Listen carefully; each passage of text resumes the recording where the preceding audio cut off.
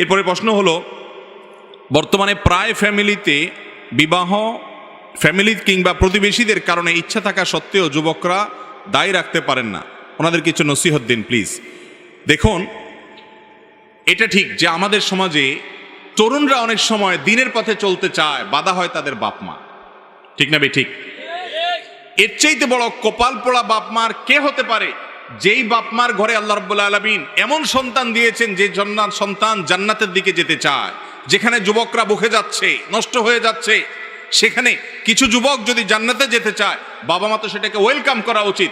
যেই বাবা মা যুবকদের এই সমস্ত বিষয়গুলোকে অ্যাপ্রিসিয়েট করে না, ওয়েলকাম করে না, স্বাগতম জানায় না, তাদেরকে বরং ভৎসনা করে, নানান ভয় দেখায়, সেই বাবা মার কথা যুবকদের জন্য শোনা জায়েজ নাই। আর এই বাবা মা যদি অন্যায় নির্দেশ করেন, কিয়ামতের ময়দানে অবশ্যই আল্লাহর আসামি হিসাবে, আল্লাহর কাঠগড়া আসামি হিসাবে তারা দাঁড়াবেন।